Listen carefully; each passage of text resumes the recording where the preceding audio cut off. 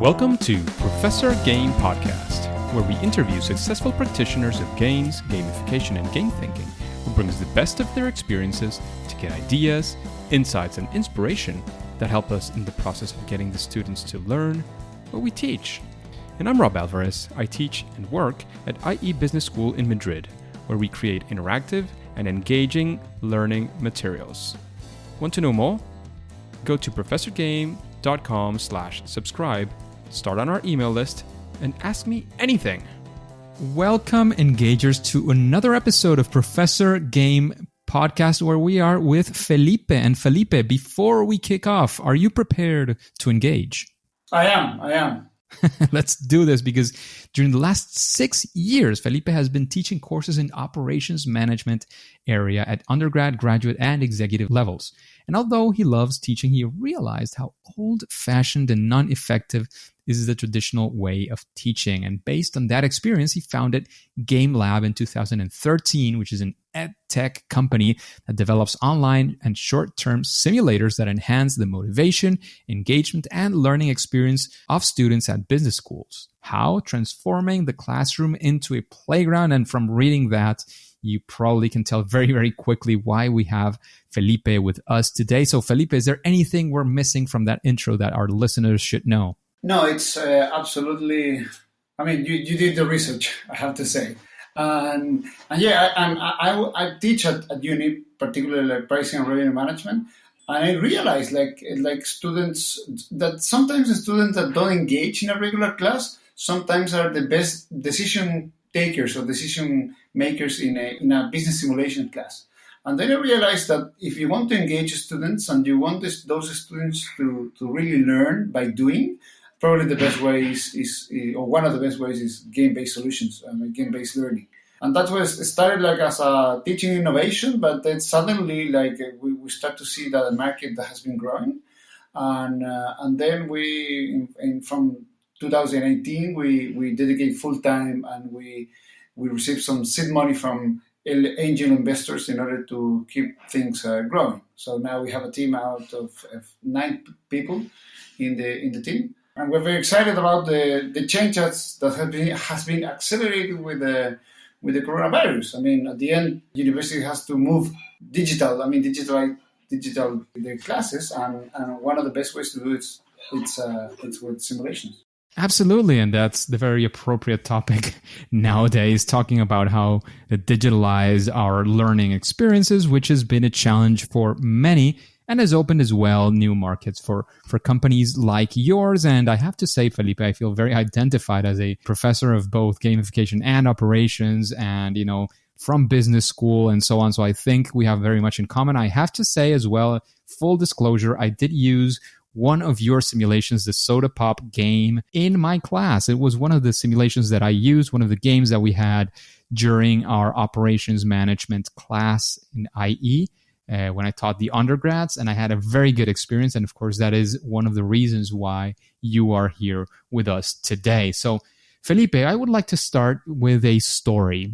We always like stories, especially because of all the things that they can teach us. And as you know, you're into game-based learning, you realize stories and themes are also part of the way that people learn. So we want to learn from your story. And this is a story particularly of a time where you set out to do something interesting, challenging, but, it didn't go as you expected. It was a first attempt in learning, or a fail, or a failure. And we want to learn from that experience with you. We want to see how you got there, how you got out of there. What did you learn from that? We want to be there with you on the ground level. Well, I have to say that I make many mistakes on the way, many, but some other strikes. But in terms of wrongdoings that we have done, in terms of developing games, it's when you engage in a game that you haven't really tried the dynamics of the game, the mechanics in the game, in the audience, and you start to code, and you start to work with the programmers and try and start to develop the software that will be this game in the end. And then when you finally realize and you take the blanket out of the game and then you try with the audience, you realize that the game is really, really boring, right? This is the worst that could happen. That really reach with the game, but then suddenly you realize that the game it's boring. I mean, it doesn't engage students, and it's very important. So what I would like to, because I received many professors from when they see the games that we do, and because they're really growing with this trend, they approach me and say, Felipe, I have an idea of the game, and I would like to develop a game with you. First, developing a good game is expensive. It's lots of hours of design, lots of hours of programming, lots of hours of developing material, because at the end it's a serious game, right? So you have to prepare all the material that will help the professor to run the simulation and stuff like that. So the first is to start with create your game in paper, like create the dynamic, the analog dynamic, and then try the game in class, like the beer game, which is just an analogic way of playing, right? Not with software, and play with the game and see how it works, right? So whenever, so try once and twice and many times, and once you really feel comfortable with the game, that actually the dynamic and the emotion that produce and the learning that produce, it's fulfill your goals, then is when you move to, okay, let's move this game, digitalize the experience, which means to create the software, the piece of software that will allow that could be it could be used in other classrooms all over the planet. Sorry if I extend a bit, but this is what No, that sounds great. In fact, I'm going to interrupt you just because that sounds like a very key lesson. But if possible, Felipe, and of course, whenever you can disclose, I know some things cannot be disclosed, but can you go sort of deep into one time when this happened to you? We're very experiential, as you know, as humans. So we want to see like whatever you can share, like, oh, I did this initially and this happened to us and the experience was not great. So we had to go back, like whatever that looked like. One of these times that these things happen, because as you know, and the audience, I always like to remind, and it's one of the reasons for this question, we're not perfect. Not even the best ones in their craft get it right the first time necessarily. We have a lot of lessons and first attempts on learning. So we want to be there with you in that sense. Okay, let me give you 2 examples then, right? Sure, perfect. Okay. The first example is a game that actually we take out of our portfolio. That basically we take a dynamic that has been published with one professor, don't remember the name. There was a marketing game, and then we reply the dynamic. We make some changes. We didn't try on with the audience as I told you, in paper based. We did it regularly with the software, and finally, after a lot of work, we finished the software. We tried once in an audience that was really really bad. I mean, the game didn't engage, didn't make the learning outcomes that we wanted. So finally, we take this game out of the portfolio. And the reason, I mean, if I go back in time, the problem was not that we moved too fast in the design process, because the design process you have to do paper based at the beginning. You should do that. Try once and again and again and again, and when you're really comfortable that actually the game works, then you move to the next step, which is design and software developing, right? That's the first one. The second one, it happened like we developed the warehouse game, which is actually illustrates the reality inside of the warehouse and how you have to manage people around, right? So basically, it's warehouse operations. And we did though because we went to a very big wholesale warehouse of like Home Depot here in Latin America, which is called Sodimac. And they say, okay, we want you guys do simulations. We need in this moment, we need the money. So say, okay, let's create a game that replicates the warehouse operations, right? And we did it. And actually, the game is very nice, it looks and has a very good like look and feel, right? And when we finished the development of the game and then we tried for first time, the game was really, really complex. I mean, there were so many different levers that you have to manage that was impossible. And I was looking with my two developers at that time, like, man, what we did. I mean, what we're going to tell to the customer, right? So because we have to go back to our customer. And then we realized, what if we play this game as a team rather than as individuals?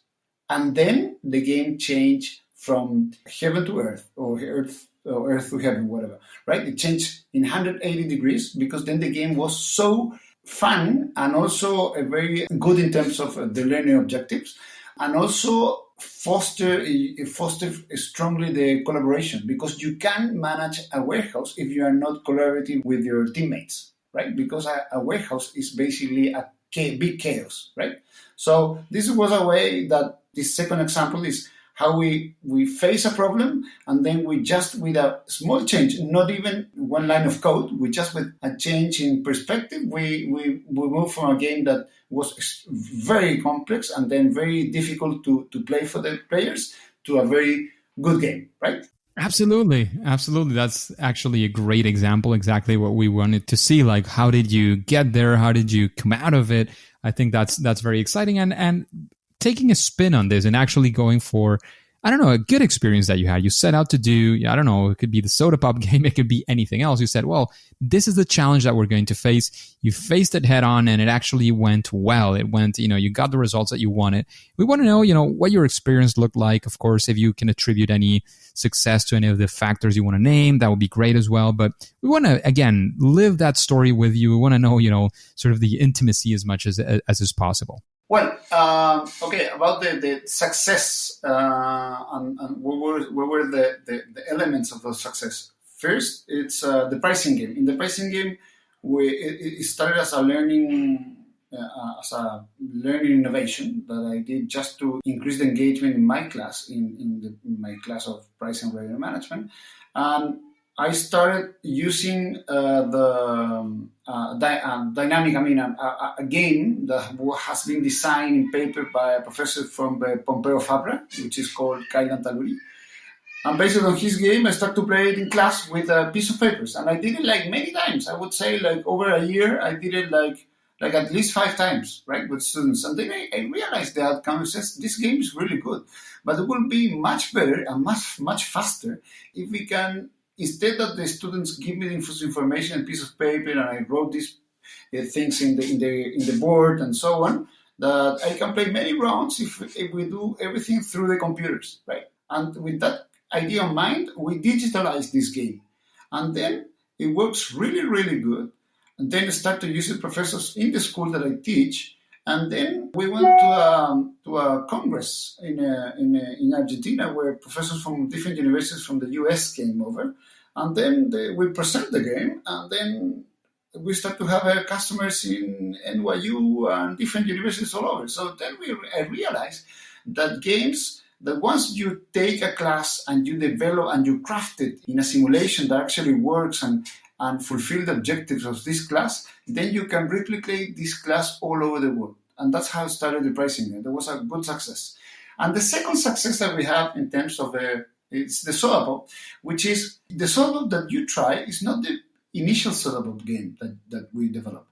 And then we realized that one thing is to have a good simulator. All right. You will find professors that have some good simulator, but a different thing is that you have first a simulator that has a homework mode and a classroom mode, so that has a full master panel for the professor, that always, also you have a lot of teaching material, and we develop learning experiences, which means that you have the piece of software, but also I give you the chances to try any of those experiences that are ready to run. So for you will just to focus on the class and not focus on the logistics or create the content for the class, right? So it's very important to be successful, to make things easier for the professor, right? So 2 things: first, the software; second is the complementary material; and third is the support. And we realize that the support is a key element of success, because at the end you have to help a professor that will be facing an audience which is risky, right? Because if things go wrong, who to blame? The professor, right? So that's why we help the professor. That's why we, now with the coronavirus and professors are doing their classes online, we came to class with them and we helped them to run the simulation. We are with him, so he felt comfortable that things will work. And if there is any question that could be difficult at the beginning, we can help with that, right? So that's very, very important. Like these 3 elements: a good piece of software that has everything. Second, very good learning material. Experiences and all the material ready to run for the professor. And third, the support that we give. We are there. with you in your class, which was something not possible like prior to the coronavirus, because I cannot take a plane and go to, let's say, Madrid for 2 hours and came back, right? Yeah. Yeah. And we were not as used to having all these Zoom meetings and so on. Yeah, but now it's possible, and the experience is much better. So this is, I mean, it's one thing is the design of the game, but not enough. Then you need the other three things in order to scale the game, and then the same class will be taught in so many different schools.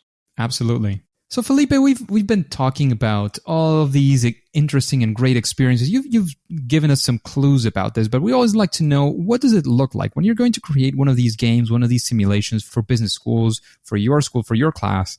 How does that work? How can we get into your mind a little bit and see, again, if you have any process, brainstorm? I don't know how you do it. We want to sort of pick your brain a little bit in that sense. Okay.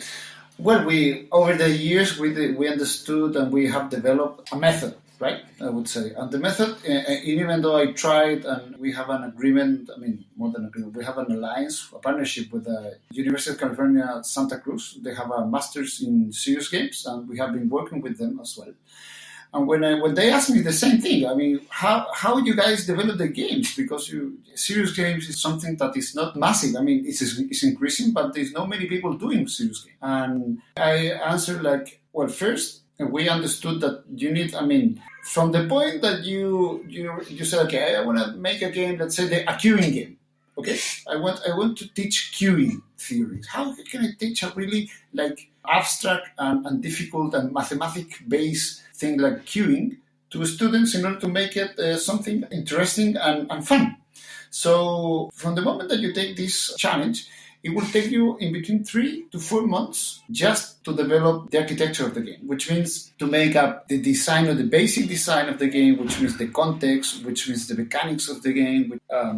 So basically, you have a design phase that will take like between 3 to 4 months in order to create the context, in order to create the variables, the mechanics of the game, and finally to develop this was what I told you before, this paper-based prototype, right? So you develop a paper-based prototype, and then when you have created this dynamic and it works, then you move to the construction phase, which is, I would say, 3 to 4 months in order to take all these plans to the developers, and then they will create the developer. I mean, typically 2 guys. They will create the game.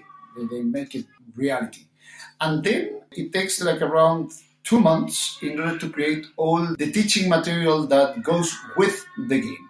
So in total, it's something between 6 to 9 months, because sometimes you can save some time if the professor has already created this dynamic, the paper-based one, right? And that's something that I encourage professors. If they have ideas, better if they have a paper-based game that you already have tried many times in class, and this is much easier to develop a game from there. Did I answer your question? I think so. I think you were talking about how what is the process? How does that look like from, writing the paper-based part until the rest? When you're writing the paper-based version, do you follow any steps? You create the learning objectives, or you find out what they are. Then with that, you do this and that. Is there any 1 or 2 steps that you take to create that paper-based dynamic? Well, if you have it, if you don't, it's fine as well. First, it's very important to identify the learning objectives. What is the 3 or 4 elements that you want the student to learn after he has played the game? That's the main question. I want him to learn this or that. I mean, not many things, cannot be 10. I mean, no more than 3 or 4, right? That's the first thing. Exactly. And the second that you have to do is, if the student cannot manage more than 3 or 4 variables in order to manage the game, in order to and then to action the game and finally learn what you want them to learn. So if you put like 10 different levers, it will be very difficult for the student to really, I would say, understand and make the connection between the concepts and the game. But if you downsize to 3 and to 4 key decisions, then it would be much more easy to go with the student with the game in order that he will face different challenges, like I would say stages, and then finally he will learn everything that you want in this particular like 2 hour setting, right? Which is the class. Absolutely, and that makes a lot of sense. Like understanding what those key actions you want them to do, and I'm guessing as well it has to do with the practice of those learning objectives that you want them to be doing. Like when you do this in real life, what does it look like? And there you can sort of get creative from that point let on. me give you one example. Sure, In the pricing perfect. game, just sorry to go back to that. There's only one decision that the student have to take, and this is I have to say again, this is not my game. We digitalize the game, but the paper-based game architecture it's from a professor from Pompeu Fabra. But again, the only thing that he has to do, the student, is just to change the price or maintain the price. That's it. Over the entire, all the rounds of the simulation is the only thing he has to decide is the price. That's it, to set the price. But we move the student over different rounds and different stages when we change the environment, so it makes much more difficult to set up the pricing in the different rounds, right? So again, it's what you want to teach and what is the minimum amount of key decisions, levers, at the same time that the student has to manage in order to move forward into the game. Fantastic. Just a quick break before we continue with this episode. If you've been enjoying this podcast, I would really appreciate if you share it with your friends and family and on social media. On Twitter and Instagram, it's at RobAlvarezB and the hashtag ProfessorGame, all one word. And in Facebook, you can find the Professor Game page. Thanks in advance for your engagement. So, Felipe, we would like to know, again, from your experience, from what you observed and seen throughout your time at GameLearn and your experience as a professor, is there any sort of best practice, anything that you would say, well, if you're going to, sort of go head on and use or create a game-based learning experience, is there something that, again, would be a sort of a best practice, something that you would recommend other people to do as well? Yeah. Best practices, I will start from the basics, but just give you a little bit of time to prepare to get comfortable with the simulation, right? That's very important in order to, because if you are new, your students will be new for the simulation, but for you should not be a new thing, right? You have to give yourself ahead of time to really learn how the simulation works, play as a student. So you will go through the same road that the students will face. That's very important, I guess. And because I see so many professors all over the world, I would say that not everyone does the homework, right? That's the first thing, do your homework.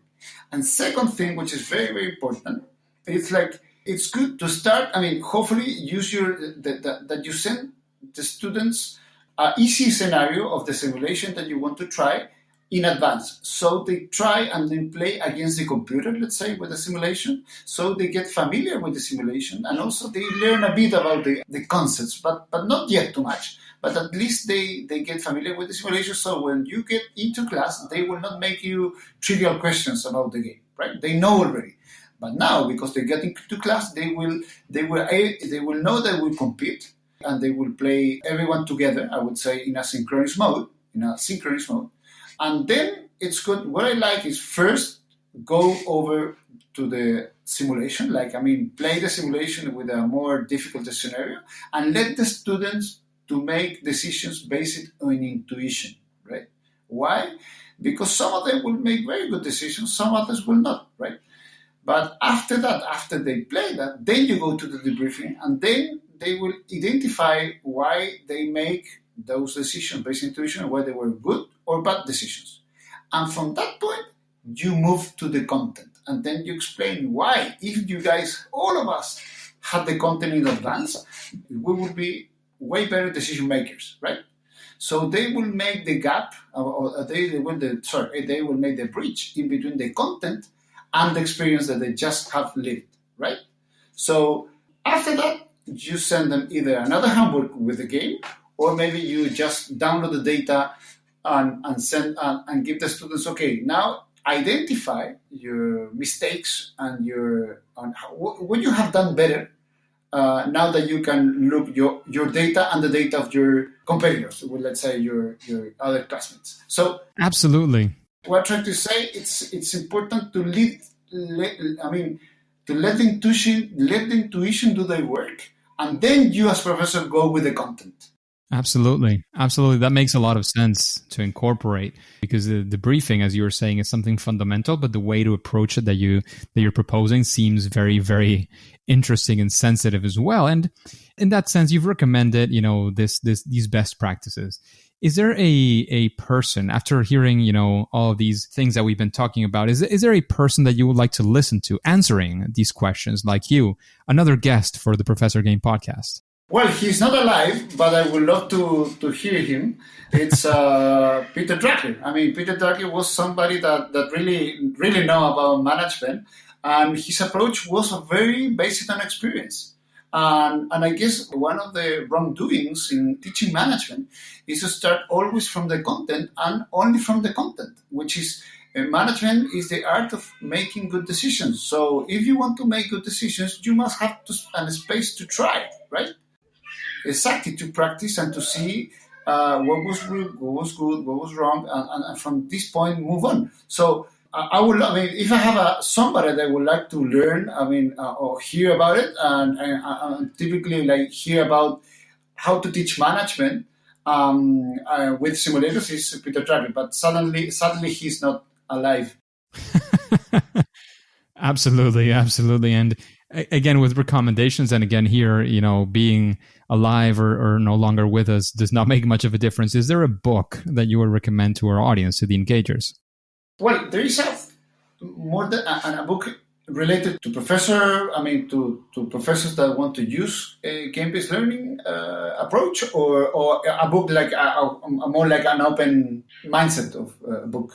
Whatever you want to go for. If you're thinking of people who are willing or interested in creating or using game-based learning in their classrooms, what book would you recommend them read? Again, whether it's to improve their designs, to get inspiration, or whatever route you want to go down. Well, I will suggest two things. One, it's a course because I don't know the book, but a course of a professor from Wharton that he was teaching gamification. I took his course like 4 years ago, and he helped me to understand the basics. I mean, what things needs to be included in a game, like leaderboards, some mechanics, and to understand, because I was not a very it helps me to put things together in terms of what it's needed to develop a game, right? I mean, to develop gamification game. And that is Kevin Werbach, yeah, from the Coursera course, and he also has a book. The book is called For the Win. Exactly. I didn't read the book because I took his class, right? But yes, this is, and actually I did have an interview with him like many years ago when we went to Wharton for the Remote Education Awards, when we win one of those awards. And the other book, which is I think is very important and for people who is engaging in this or maybe other, it's a book which is it's called Crossing the Chasm from Jeffrey Moore. And why? Because it's a very good book in terms like you're developing technology at the end. And at the beginning, you engage with innovators and with early adopters. But then there is a point in time that you have to cross the chasm to the early majority. And this is the most difficult thing, right? And this is when you move something which is a good innovation into a product that will solve the problem of a very pragmatic segment of customers. And this is exactly where we are now. And now we are fulfilling that need of professors all over, because we robust our products in order to serve a purpose. And the purpose of professors is to teach and to have a very well-engaged audience, right? And let this audience to learn with the tools. And the tools now it's the games. Crossing the Chasm. That's absolutely a fantastic book. I love it. It's good for innovators, for innovation. It's many things to take into account. And what would you say, Felipe, now that you've recommended other people and their books, what would you say is, in your case, for you, what is your sort of your superpower, your sweet spot, that thing that you do great, that has allowed you to be in the place where you're at your company? As a company, as a group, we have passion for education. Our motto is let the student learn. I mean, we want the student learn. That's the most important thing. And that's why we think that fun is an important ingredient in the learning of the student. That's the first. Second, I am very lucky because I'm able to get myself together with a very talented people that helped me to develop this company. So I would say that most of the congratulations go to them, not to me. I just was the beginner. I was the initial guy, right? And the good thing it's I mean what I like to do is just to spend time with professors from all over, showing the games and showing how they can actually make a much more interesting class. And this is and I'm a good salesman, I would say.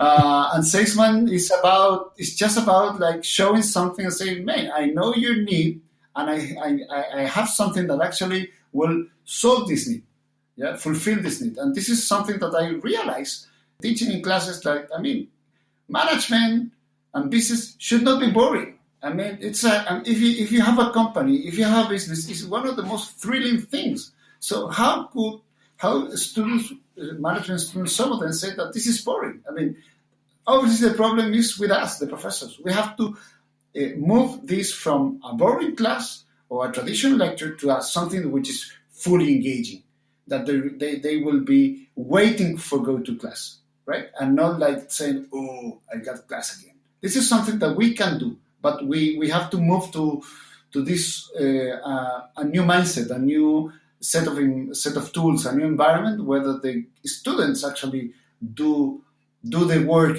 take the decisions, and we just help them to make better decisions. This is, I mean, what I guess it's important thing, and I like to just communicate it and maybe teach how to do it, right? How to use it.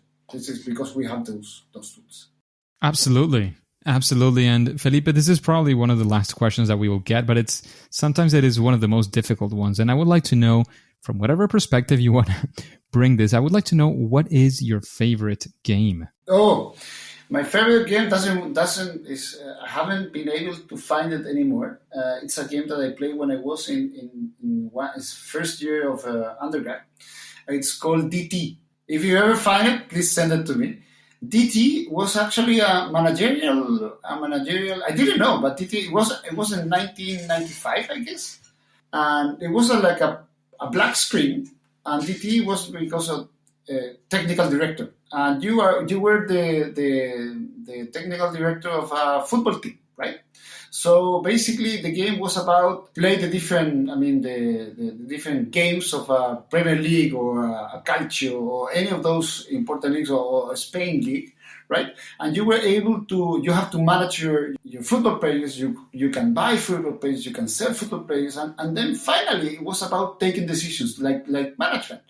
And that was I spent hours, I remember, in the lab at the university playing this game. And it really wasn't able to engage me. And I didn't realize that at the end it was touching something that I really was deep in my mind, but even in myself, which is management. It's like, how can I take better decisions and see the outcome, right? Well, that was the game that I really love it. More than a game of this Mario Bros. Or this sort of games that maybe everybody plays. I'm much more interested in serious games, in tactical games, right? And this DT, which is a manager of a football, a soccer team, was one of the best games I ever played. Fantastic. Thank you very much, Felipe, for joining us. I'm guessing that you are right now in Chile as well as we've been when we talked in the past. Yes, is that correct? Yes, I'm Santiago, Chile, in curfew still. Yes. So thank you very much for your time, for investing this time with us, with the engagers in this podcast, sharing your experience, your wisdom in the game-based learning world. Actually, before we leave, I want to know where the audience can find you. Do you social media? I don't know, a web page of you, of the company. Where can we find you? It's very easy. They have to go to GameLabEducation.com, and then they will find all our simulators and the different products that we have. And nowadays, we are very close to launch in a week time. And now for the final user. So now students will be able to play one of our games directly and learn from it. So GameLabEducation.com, this is our website. So please contact us there, or maybe LinkedIn as well, or if they look for us in LinkedIn as GameLab Education, they will find us very easy. Fantastic. Thank you very much again, Felipe, for all this time you've invested with us. However, at least for now and for today, it is time to say that it's game over.